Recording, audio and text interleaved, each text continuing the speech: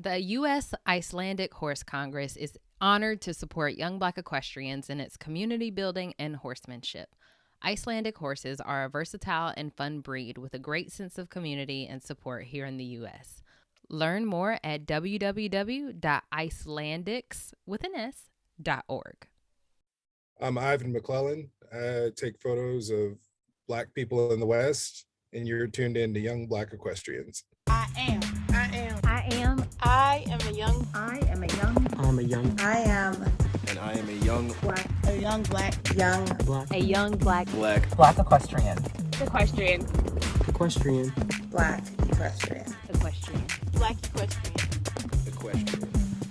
equestrian. I'm a young black equestrian. I am a young black equestrian.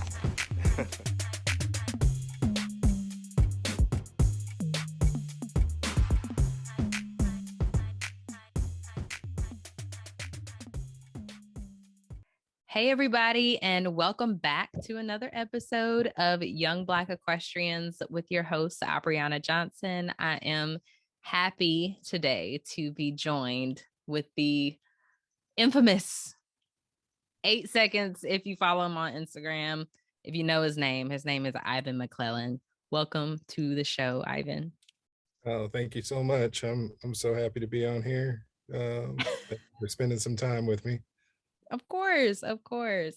So for the people who aren't aware of who you are and what you do, just give us a brief rundown of what Ivan does now. I'm so bad at this. I'm a photographer, and I take photos at rodeos and ranches across the country. I've been mostly in Oklahoma and Texas, but I've been to Arizona, to Philly, to everywhere, just sort of documenting Black cowboy culture. And I've been at it for about 6 years. The work has been in magazines and museums, but I mostly do it for my kids so that they know that Black cowboys are real and they matter and they are relevant today. And I do it so that when they draw a picture of a cowboy, they'll color it in with a brown face. Yeah. So let's go back to the beginning, because I am aware a little bit of your story. So let's talk about where you were before Black cowboys became an integral part of your life.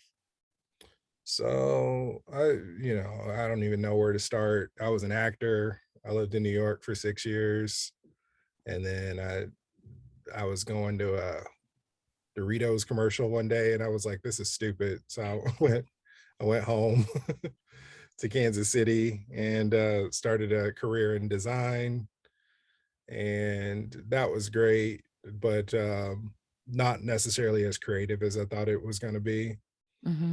So one day I picked up a camera. I was going to Turkey on vacation, and a friend of mine borrowed me his camera, and I started taking pictures at that moment and just like fell in love with it. And that was about 12 years ago. And I, went through a long phase of taking bad pictures of landscapes and weddings, and I got into street photography, just walking up to strangers and taking their photos, which was one of the most important parts of my development. And sort of learned that skill set, how to get a good photo like anywhere that I was at. And right around that time, I ran into Charles Perry, a filmmaker, and he was telling me that he was making a documentary about Black cowboys, and I kind of laughed at him because I was like, that's not a thing, man. Like, I've seen Gunsmoke and Bonanza, and Black cowboys aren't real. And he was like, well, come with me and take some photos at this rodeo in Okmulgee. And I just went there and was blown away. There were thousands of Black cowboys there, and just the style and the energy and the music and the athleticism, all of those things just hooked me right away. And I kept going back. Awesome. Yeah, I'm familiar with Charles Perry. He has a grand vision, and I absolutely love that as well. So now you're taking pictures of these Black cowboys, and you know that they exist. What kind of empowered you to start telling their stories visually? It initially was just, it was very selfish, and it was very like about me up front. I was in Portland, Oregon, and I wasn't tapped into the Black community here, which is small but tight. Like every Black person in Portland is an activist because they have to be. Mm-hmm. But when I moved here, you know, I was working in design and I just wasn't in that community at all. So I would go weeks without seeing another Black person, and I was just like really, really isolated Mm-hmm. and separated from the culture. Mm-hmm. And I was also like working a desk job, and I was just had these like really soft hands, and was just like uh, had bad posture. And you know, so this rodeo really came along at a time not only for me artistically but me personally, where I needed it, where it was like, oh, I can be just surrounded by Black culture, and I can be as far away from a computer as I can imagine a rodeo is. And I kept going back for those reasons, just because I was like, when I just got tired of Portland, I was like, I'm going to a rodeo. I'm done with you people. Mm-hmm. And I would just up and go. It really became about documenting the stories and telling these folks stories a little bit later. Like, oh, for the first 3 years, I didn't even share any of the photos. They didn't even really go online. Mm-hmm. I just sort of took them and archived them. Mm-hmm. And it wasn't until about 2019 that I started to share them, and I started 8 seconds. And the reception was like, people were like me. They were like, wow, I can't believe that this exists. I can't believe that this is a thing. People were Yeah. shocked. Yeah. And I wanted to make it a mission to eliminate that shock, for Mm-hmm. it to no longer be remarkable that there are Right. Black cowboys, for it to be obvious and well known. Mm-hmm. And you know, I set out with the goal to saturate the internet with images of Black cowboys, Mm-hmm. so that it was easy to find, it was in your face, Mm-hmm. and it just completely disrupted the narrative of the white cowboy, and kind of ended that um permanently. Yeah. Yeah. You said several things that I'm just like, yes, disrupt. Yes, all of that. Scroll stopping. Like that is something that I think of when I come across images that are yours, and I can tell immediately that it's yours. How do you feel like the community received you, or kind of, because like those are like my people, and I know how it can be with like new people coming in and being like, oh, like who's that? Because we a lot of people know each other, right? So how do you feel like the community received you when you kind of got down there and then you were like, let me take pictures of you? Well, the first rodeo I went to in Okmulgee, I was wearing wingtips and khakis and a short sleeve linen shirt that was very wrinkled, and it was 105 degrees, and I was sweating so hard you can see through my shirt, and I looked crazy. um and I was just like rolling up to people like asking them, tell me your life story and let me take your photo. Mm-hmm. Oddly enough, people were really receptive and kind and open and willing to share their story. I leaned on many fences with many cowboys and heard their life story, or heard what's important to them, and they were so eager to offer me a bottled water because I really needed it, and to share a smile and let me take their photo. So I mean, it was a little bit surprising, but also I grew up in Kansas City, Kansas, and Okmulgee is about 4 hours away. Mm-hmm.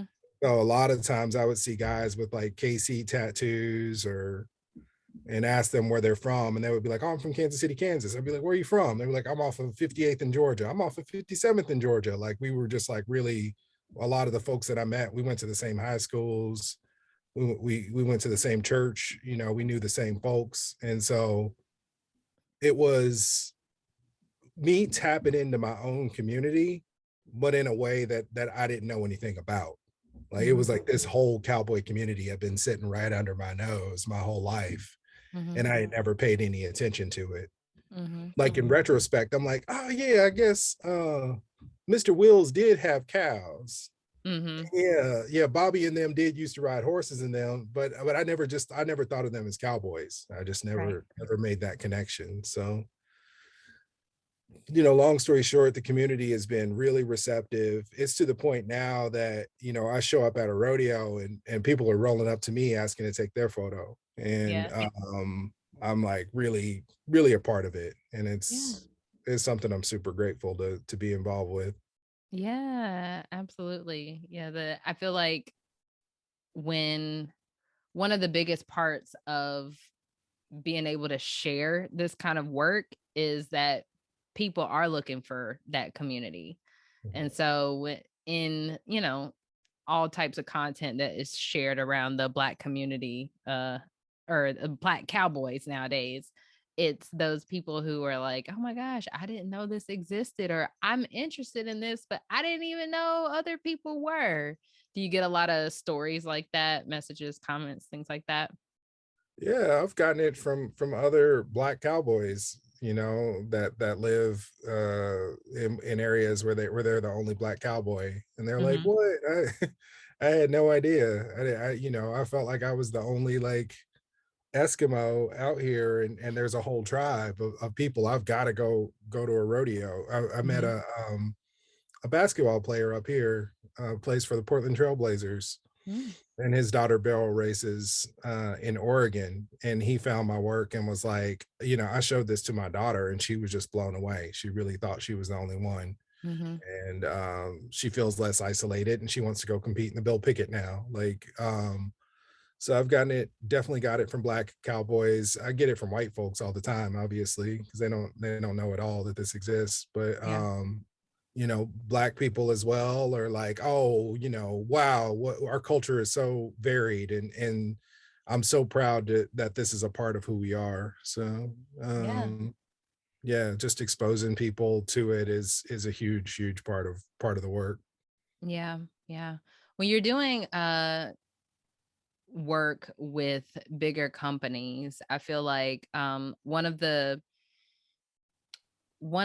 biggest well, let me rephrase that. What do you feel is one of the biggest challenges when you are being asked to shoot particular cowboys or work on different campaigns and things with some of these bigger brands? It's fraught in a lot of different areas. It's complex, and for a long time it was something that I just didn't want to get into. I was just like, this is art and this isn't commerce. But you know, the brands kind of kept coming, and I found that a lot of them were authentically eager to diversify and to sort of change their public image away from, you know, really a white supremacy like centered like image of the West to one that was more varied and more complex. They're not doing it out of like some noble cause. They're doing it because that's what their audiences demand, is that they kind of see a more varied view of the West. But in me sort of taking on brands, and I've worked with a lot of big Western brands from Ariat to Wrangler to Tacovas, Stetson. In working with them, you know, I own the work. I creative directed. So I sort of tell them how we're going to shape and portray these folks and the story that we're going to tell. I'm really like adamant that I sort of have creative control, because I don't want them to just be like, here's what we're going to do. You just go and click the shutter and then we own the photos. No, I own the photos and I dictate the creative direction. Mm-hmm. And then really I negotiate and set up the pay structure for the deals. Mm-hmm. So I get paid, I don't work for likes. I don't work for clothes. I work for cash. And then I make sure that the talent in the photos gets paid as well.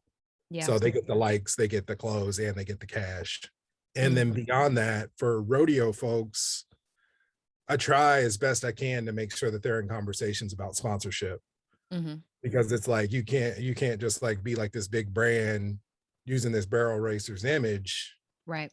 and having them sort of promote your product without like giving them some meaningful support in competition that they desperately need, and it's so rare for black rodeo athletes. So I've just like served as like agent and manager in these deals, and made sure that they're as equitable as possible, so that it's not just like a brand exploiting a culture for their own gain. It's sort of mutually beneficial for everybody involved. Right. Right. So I get this a lot when, parents are looking for support for their kids on their equestrian journey, or new, or I mean, I wouldn't even say new, but uh equestrians, cowgirls, cowboys, people that want to compete at a high level, and they're looking for that kind of sponsorship relationship, or they are being approached by brands and wanting them to, feature them on their website, stuff like that. The whole tagging them in every image that they post, that kind of thing. What advice can you give to these people, these aspiring horse people, when talking to these big brands? Because not everybody's going to have an Ivan there to really dictate or mitigate the conversation. What advice could you give them? I would say number one, just like be confident in your brand. Like, you're a black equestrian, you're a black Western athlete. You're rare and extraordinary, and you bring a lot of value for any brand that wants to collaborate with you, or any brand that's lucky enough to collaborate with you. So just really letting these folks know that what they have to offer is worth more than what the brand has to offer, because there's somebody, if you're competing and you're doing a good job, and you're at the level of getting a sponsor, like, there aren't a lot of you. There's just a handful, and so a brand should be lucky to work with you. Two, just being persistent and professional is really, really something important that I kind of tell folks.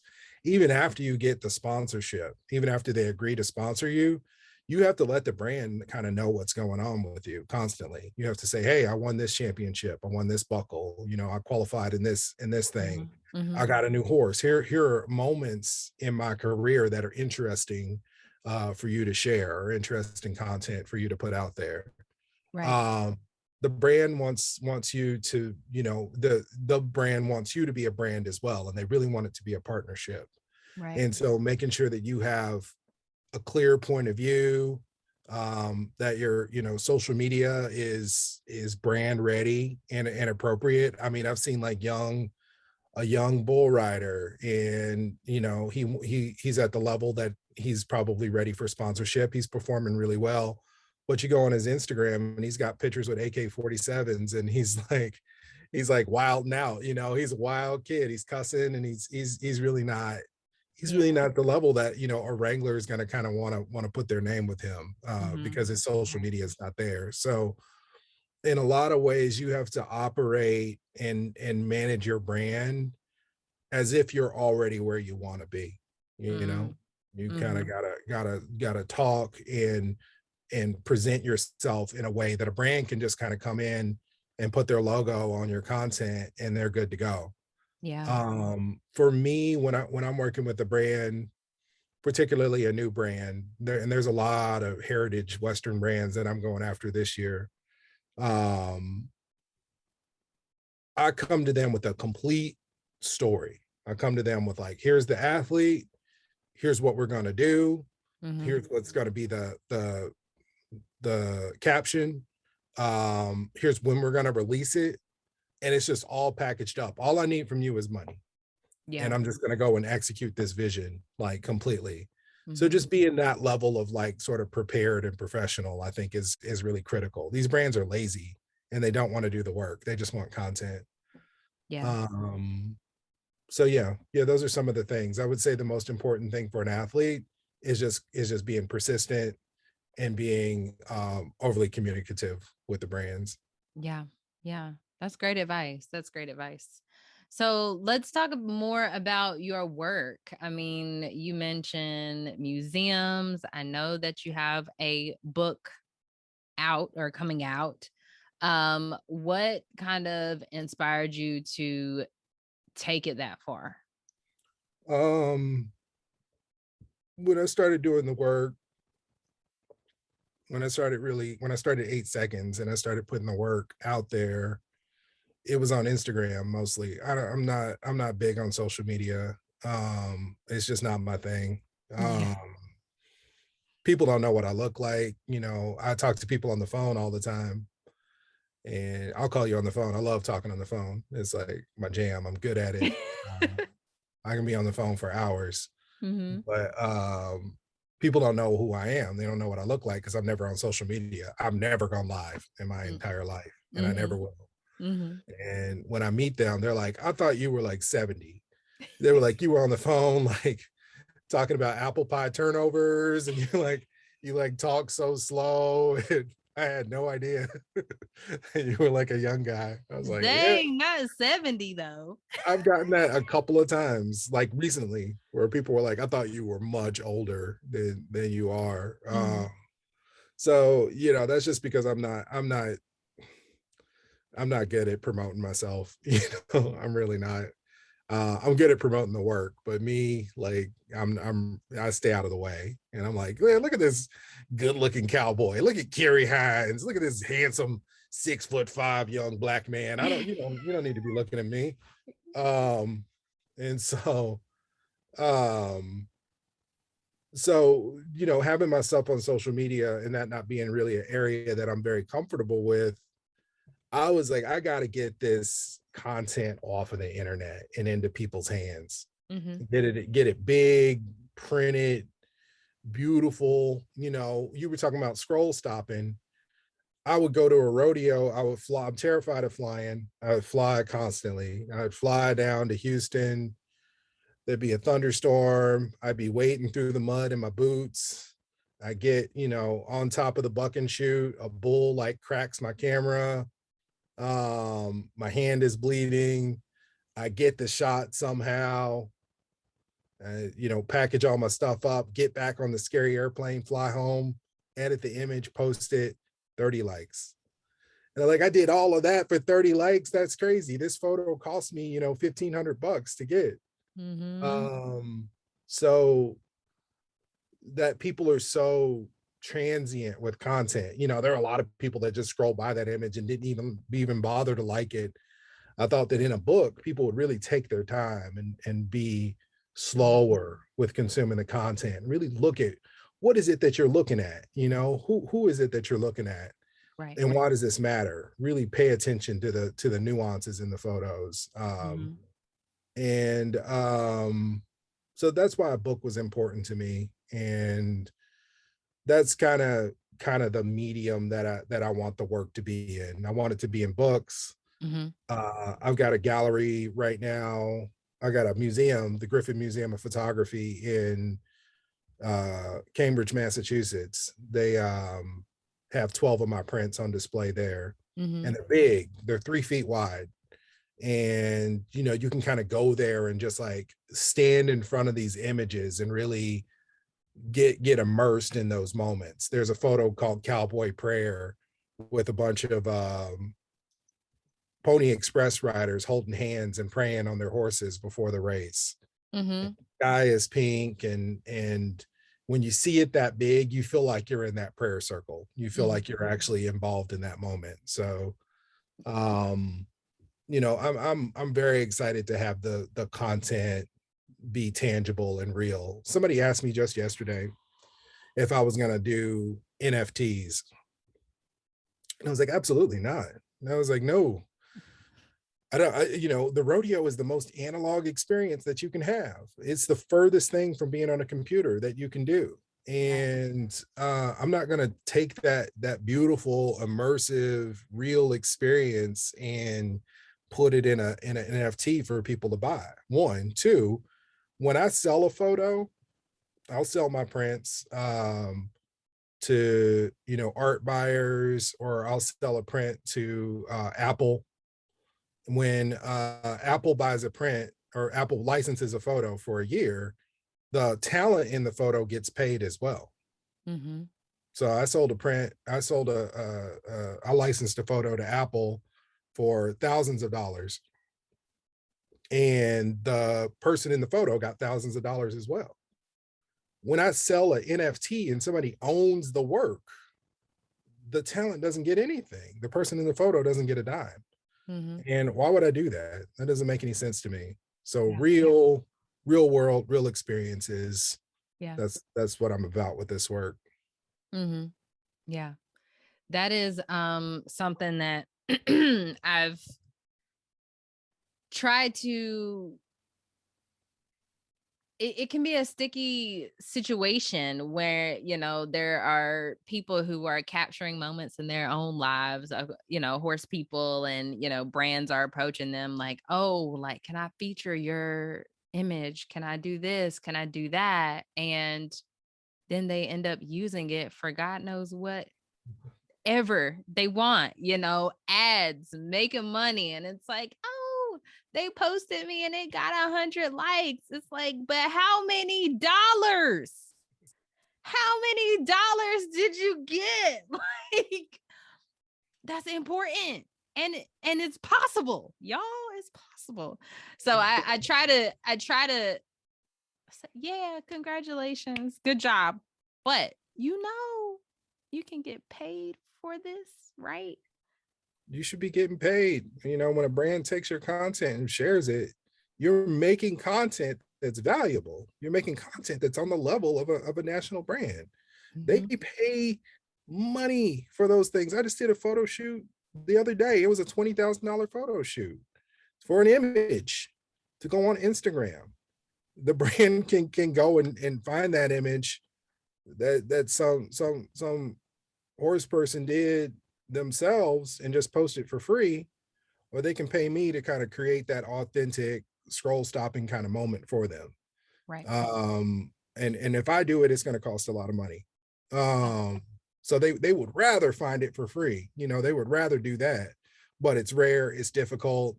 The people aren't vetted. It's complicated and fraught for them to spend their time doing that. So in a lot of ways, they're like, we would rather have a guaranteed product and pay for it. But like, when people are just giving this stuff away, they're undercutting me. That makes me sad. Yeah. Yeah. Everybody should be getting paid. If you're in this space, like I said, you're special and you're rare, and that is valuable, and the best way to sort of express that value is to get money for it. So please get paid, people. If a brand wants to share your image, be like, how much? Yeah, absolutely. So like you just said, when brands are wanting to get work from you, they know that they're going to have a guaranteed product. And it's because you have a story to tell. You package it up. You say, this is what it is. You are the creative behind it. Tell me how you kind of built this skill or this art of storytelling through your images. It started out in the church. It really did. I grew up Church of God in Christ. We go to church 4 days a week, all day on Sunday. We had to, testify. We had to prophesy. We had to do all of this stuff in the church as young people. You had to sing in the choir. Like, it was just like there was no moment that you volunteered for anything. It was just like, no, get up there and tell us about Pontius Pilate right now. um, and that's just kind of how the church operated. You had to be a public speaker, you had to be a storyteller, you had to engage people. And so that's just part of my like family heritage. That's just something that's been passed down for generations. I took it, I didn't want to be a pastor because that was just like not my lane. But I wanted to be an actor. And so I went to acting school. Like I said, I went to New York, did acting conservatory, and then acted for 6 years. And that was another part where I really refined my like storytelling chops through like improv and stand-up comedy and all of these different things that I did. I was able to kind of go like, here's a story from beginning to end, and here's the rising action, and here's the falling action, and here's the dynamics and the tone and all of these things that sort of keep people engaged over a period of time of watching one person sort of narrate. And then I took that skill set to my design career and really like even sharpened it more tightly, where it's like nobody's going to sit and listen to you do Shakespeare for 3 hours. Like, how can you really engage someone and let them know what's up in a magazine layout or in a single page of a website? How can you put all of those elements into a really quick, pithy 30-second spot? All of those things I kind of utilized and learned to do at the level of Nike, to do at the level of Adidas and big national brands. And then when I started my own brand, it just all kind of fell into place, where it was just like, I'm going to tell you the whole story of this whole rodeo in one picture in a 3-word caption. And you're going to feel it. You're going to feel it to your core. Yeah. But it's not accidental. It's not magic. It's a honed in skill that took years and years and years to refine. So. Right. I listened to you on Cowboys of Dixie podcast. And I remember you saying that you were nervous to be in front of people. And so, or nervous to be getting their pictures. Yeah. And like going up to them and say, hey, can I take a picture of you? Yeah. So it surprises me that you were an actor and that like stand-up comedy, like all that stuff. Like, although we don't see Ivan now, because he's behind the camera and that's how you've constructed your brand. What kind of made that shift? Because now I'm like, what happened? You're in front of people and now you're behind the scenes. Like, what was that transition like? I was scared when I was an actor. Every time I got on stage, I was terrified. And I was scared when I did stand up. Stand up was even scarier because those are my own words. And that was stuff that I wrote. And when it bombed, it was all my fault. I didn't have anybody to blame.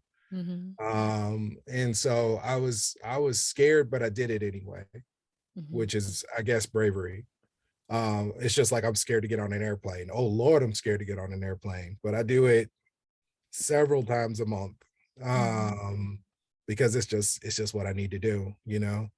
I just get on the plane, I put on my music, and I force myself to fall asleep, and I just get through it. So, that's part of my upbringing. That's kind of where I come from. That's kind of how my family raised me. Is just like, nobody care about how you feel. Get out there and go get done what you need to get done, and quit being in your feelings about it.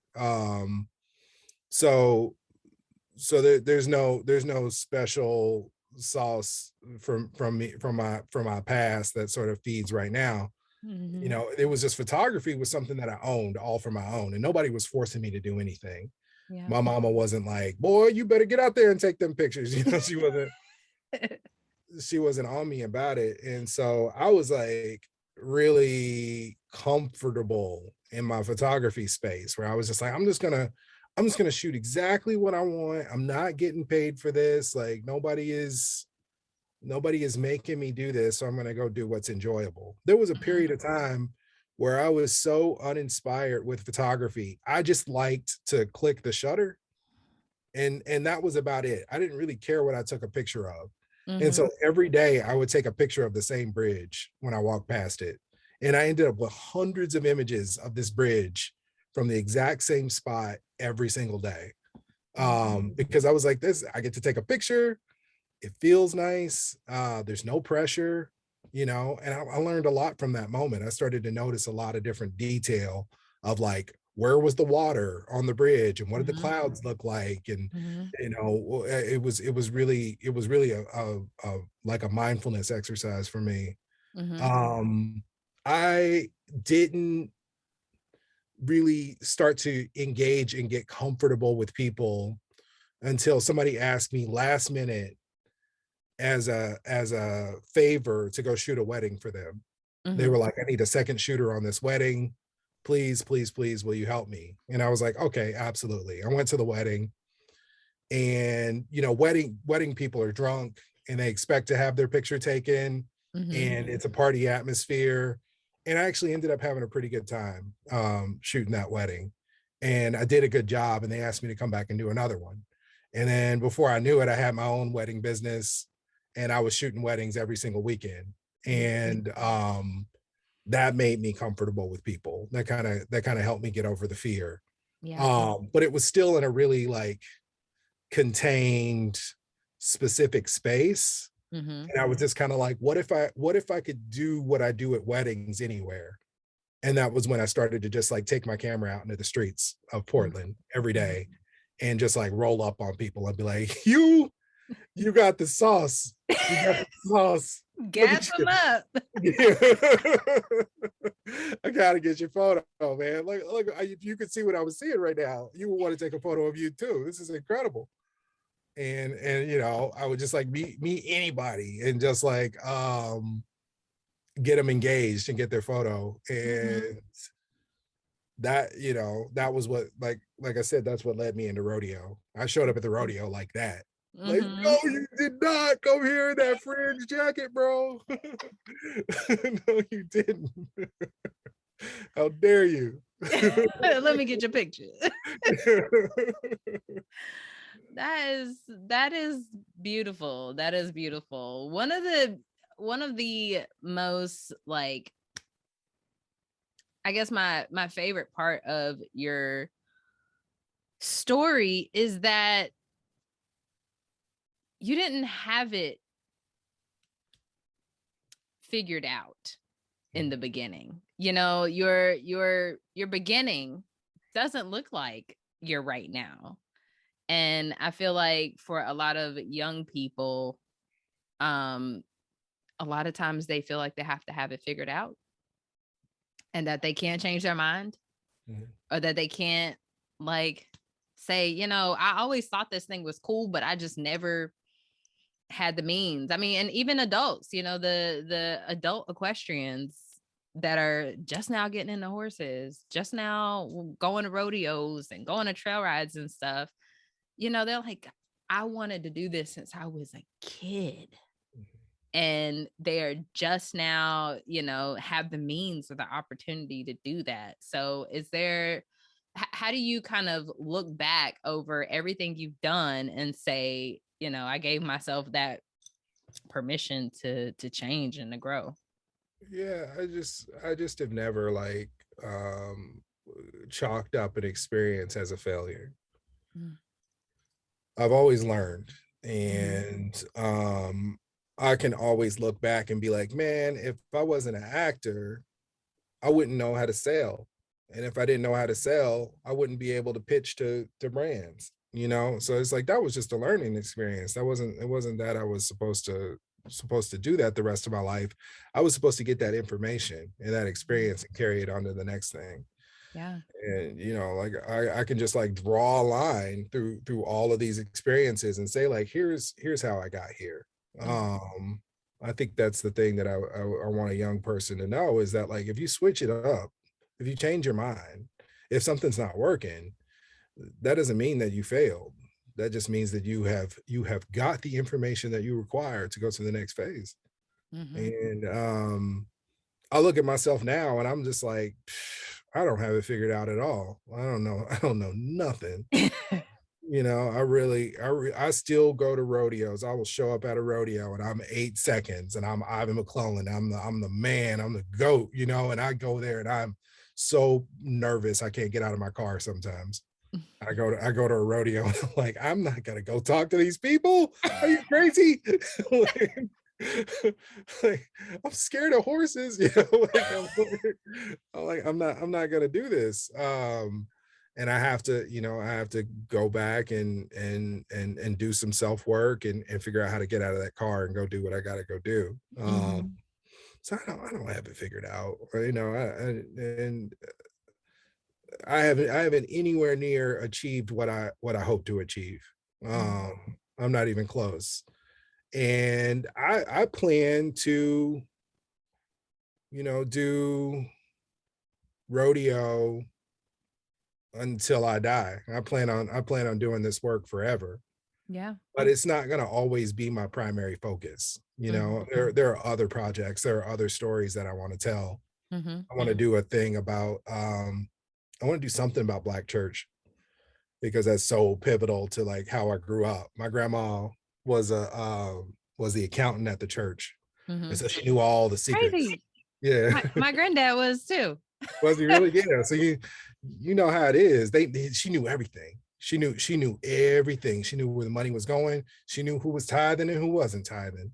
She knew everybody's business. She knew everybody's secrets. It was like the accountant was the most important person in the church in a lot of ways. And so I just got exposure to the church, I think in a different way than other people did. And I'm like, I want to go document the church, the real church, and how it operates. And so to share that with the world in some way. But I don't really know what that looks like. And that's an area that's not going to be like Black Rodeo. That's something that everybody knows about. And right. So, doing it in an interesting way will be a challenge. But that's kind of the point, is that it's constantly a process and it's constantly an evolution. And I can't go into that church project like, oh, this is something brand new. It's like, no, I carry years of experience with me. Yeah. And it'll be easier than the last thing that I did. Yeah. So have you been on a horse, Ivan? I have, yeah. Oh, good. Okay. Because you said that you were scared of him. I was just checking. Yeah, I've been on a horse several times. I grew up going to Benjamin Ranch in Kansas City, and we would ride horses there. Okay, good. And then I've ridden several times in this project as a photographer. I rode with Charles Sampson, and we actually herded steer. We herded 50 steer to get them into the chutes for a team roping event, which was an experience. I got yelled at a lot. I did a lot of stuff wrong, but I was riding a horse. I was doing my thing. Right. But I never pretend, and I don't even dress like I'm a cowboy. I'm not. That's not me. I don't know what I'm doing, and I have to be on a real gentle horse, a real gentle, real patient horse, because that's just not my skill set. My kids, though, they're learning to ride. Yeah. My daughter wants to be a barrel racer, so she's getting pretty good at it. Well, good. I think it's amazing how we get to I guess build the world a little bit differently for the next generation, right? Because she's not gonna have that like, oh, I didn't even know you existed. She's not gonna have that. She's like, yeah. I don't think that my kids know that white cowboys exist. Right. Like, seriously, I don't think they're aware of that. Yeah, they're gonna have an element of surprise that other people are not gonna even understand. Yeah, for sure. They just have a different reality. There's a guy on the trail ride scene over here in North Carolina. We call him Picture Man. I don't know his name, His name is Picture Man. But he rides normally in the front of the trail and will capture the, oh, we're about to go through water. All right, let Picture Man go ahead. And he'll go up. And I mean, he is literally chronicling these trail rides, people coming off, people going down the hill, like, and he has all of these archives of, all these different events. And I always thought that it was just, not to be super deep all the time, but not many people are doing this work. Not many people are capturing history, whether it be in conversation like podcasts or social media or pictures. Not a lot of people are doing that. So how does that, or do you feel a sense of like responsibility when you are out doing this work? Yeah, for sure. I mean, shout out to Picture Man. I love that story. Picture Man. I gotta find out who that is, because I'll see if I can find his government. Because I'm like, anybody know Picture Man real name? You have those cousins like, no, his name is Boo Boo. Like, I don't know his real name. Exactly. I ran into that with Ouncy Mitchell. He's a bull rider, and I like had to put in an invoice for Ouncy, and I was like, Ouncy, what's your government? And he was like, Ouncy Mitchell. I was like, yeah, but what's your real name? And he was like, oh, Demetrius Allen. I was like, okay. Oh wow, it's a totally different name. What? Yeah, I run into that all the time. But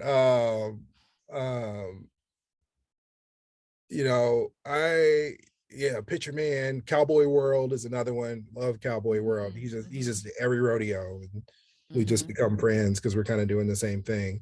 Responsibility, absolutely. I mean, I feel a sense of responsibility to be accurate, to be respectful, to really not be pedestrian in this work, and not just be like, oh, went to a rodeo, took some pictures, here are some people. It's like, no, here are these people, and here are their names, and here's why they matter. They're out there competing. I owe them at least a tag. That's at least what I order. If I do take a picture of somebody and I don't know who they are, I quickly am in the community, so I quickly find out who they are. People like, oh, that's who that is, and I make sure that they get tagged. And if we end up working together, I make sure that I connect them with brands and stuff like that. But I wouldn't say that it's like crushing. It's not like an overwhelming sense of responsibility. It's just like how I've always been in my photography. Like, even with street photography, there's a lot of street photographers that'll just like roll up on you, take your picture, and throw it up on the internet. And like, I've done a little bit of that, but for the most part, I try to get to know people and try to get permission to take their photo. Because that's just who I am. That's just like the Kansas boy in me. I'm not brash or aggressive about my photography. I'm very, very gentle and very respectful in what I do. Yeah. And I think that's what it's part of your brand, and it's what is so inviting about the images that you share with us. Being able to see what's going on, but it's not in a way that's like taking advantage of the moment, or like, let me do this real fast. You don't get those kind of vibes from your images. So that is definitely something that I can appreciate when I'm able to see them. Thank you. I appreciate that. And it's a work in progress, but when I see people that are really, really caring and really gentle in the way that they work. Kennedy Carter takes photos of Black cowboys. She's got a series called Ride and Sucker Free, and it's just incredible. And you could just tell that she knows these folks, and that she she has been invited into into that community. And I think she's kind of done it as good as anybody that I've seen do it. And I in a lot of ways try to emulate her work. She's from North Carolina, I think, but yeah, phenomenal photographer. I'm gonna have to look her up. Yeah, for sure. Look her up. She took pictures of Beyonce. Like she's next level. Okay. I see it. When you talk about being on the road and flying all over the place and getting to see all these different people, what do you look forward to the most when coming back home? Oh man, my wife really holds it down when I'm away. I don't give her a lot of notice a lot of times. So like, I'm going to Nashville. And she's like, okay, go come home with some money. Like, so I shout out to her. She's really got an enormous amount of patience and is a huge supporter of the work. I mean, she makes it go. And when I get back home, I look forward to when I get to the airport. My kids always meet me at the gate. And they come running, and it's like a movie, they run and jump in my arms, and you fall to your knees. Yeah. And all the people in the airport are like, oh, and I'm like, look at me, I got a family, I'm a dad, look at me.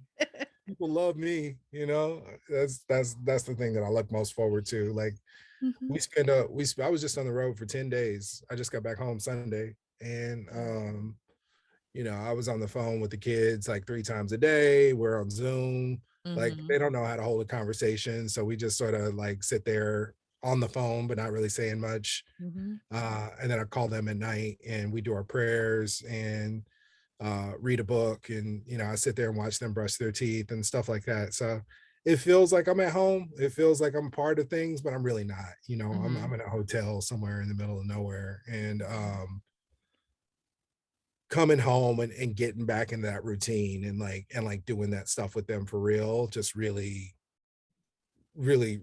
warms my heart, and it really makes me feel grounded and comfortable. I got to get charged up and come back home and read some stories and do some family stuff, cook some pasta, do the stuff that I need to do to make the family go before I go back out there on the road. Like it's really important for me to check in and make sure everybody's good. Yeah, absolutely. So what I know that you can't say that you have a favorite in public, but of the work that you have done, what do you think are some of your favorite either moments or images or pieces or productions? I'll say it. I ain't scared. Okay. Well, I don't want nobody to come at you because I'm not worried. They were not your favorite. My favorite person to photograph is Courtney Solomon. She's a barrel racer. I think she's 12. I started shooting her when she was like 9 or 10. She's a little kid. And she is just so easy to photograph. She's so confident and good at what she does. At the MLK Bill Pickett rodeo in Denver, last month, she won the junior barrel racing buckle and she won the ladies barrel racing buckle at 11 or 12. She's incredible. She's like a prodigy at horse riding. And my favorite image of her was when I first met her. It was the first day that I met her. I was at in Hempstead, Texas, with her and her mama, Kenesha Jackson. And they were like, what do you want us to do? And I was like, I don't know, cowgirl stuff. I can't really tell you what to do. They were on their horses and they were just riding around in a field, and it was about to thunderstorm.